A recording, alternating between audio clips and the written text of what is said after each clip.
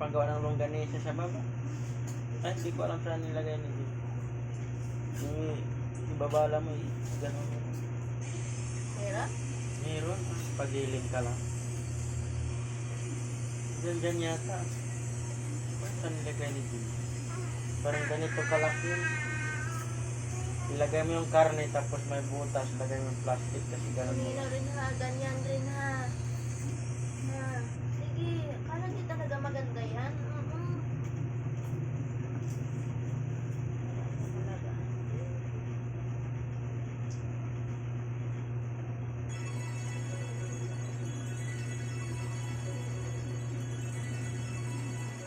Magandang araw sa inyo mga kabrothers. Welcome po muli sa aking YouTube channel.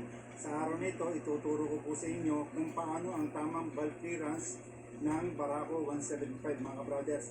Ituturo ko po sa inyo yung tamang valve clearance mga kabrothers sa ating Barako 175. Itong nakin ito mga kabrothers.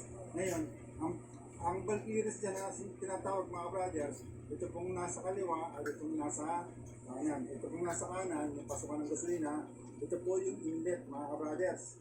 Ito naman pong nasa kaliwa, ito pong pagtambutso, ito po yung exhaust. Ngayon, sa araw nito mga kabrothers, ituturo ko sa inyo yung tamang valve clearance. Ayan mga kabrothers. Ngayon, meron pong dapat gawin mga kabrothers para bago ka mag-adjust ng valve clearance, dapat po nasa tamang settings ang ating camshaft ang ating magneto mga brothers. Yan, tuturo ko sa inyo mga brothers. Ngayon, hindi ho lahat ng motor mga brothers ay pare-parehas ang valve clearance. Iba po yun mga brothers. Ngayon, sa araw nito, itong ating pag-aaralan, ito pong Barako 175 mga brothers. Yan, tuturo ko sa inyo. Yan mga brothers, simulan na po natin. Ngayon po ganito yan mga brothers. Ang pag-adjust ng valve clearance ng Barako mga brothers, hindi po lagi. Ayan mga brothers. I-adjust nyo po yan mga brothers pagka meron po kayong nararamdaman sa inyong motor mga brothers. Kasi po kadalasan marami po akong customer nagpupunta po sa shop nagpapa-adjust ng clearance ng Barako. Pero hindi po lahat ay na-adjust po mga brothers. Kasi po wala naman po akong gagawin kung babaklasin ko po yun. Kaya sinasabi ko sa kanila hindi ko lagi nag-a-adjust ng valve clearance mga brothers. Ayan mga brothers. Ngayon, ang pag-adjust po ng valve clearance mga brothers, una, siyempre, tatanggalin niyo po yung socket cover, ito, kaliwa, sa kanan, at saka po itong chain cover, tatanggalin yan. Ngayon, pwede rin po muna tanggalin itong sa may magneto mga brothers. Basta po, ito pong nasa camshaft sprocket, ilalagay nyo lang po sa tamang timing mga brothers.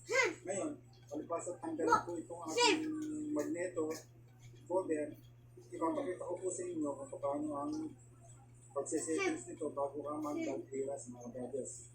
Ayan. Una po mga brothers, i-ikot nyo po itong magneto counterclockwise mga brothers. Meron po siyang marking. Ito po sa ibabaw ng magneto mga brothers. Bago po umabot dito sa control na to, meron po siyang marking. Dalawa po yung marking ng mga brothers. Isang letter F. Ayan po, mapapansin nyo. Ayan. Mapapansin nyo mga brothers, itong letter F. Yan po yung tire. Ito naman po T. Yan po yung top mga brothers. Ngayon, bago kayo mag-adjust ng valve clearance, kailangan po itong letter T, itatapat nyo po dito sa timing mark na ito mga brothers. Huwag ka na magbulan. Mamaya magbulan tayo. Mga brothers. Ayan. Ngayon, pag nakatapat po yung magneto niya yan sa marking na ito mga brothers, kailangan po yung inyong camshaft sprocket nakatapat din po sa arrow. Ayan mga brothers. Hindi. Ayan. Kailangan po nakatapat yan. Kung hindi yung nakatapat, iikot nyo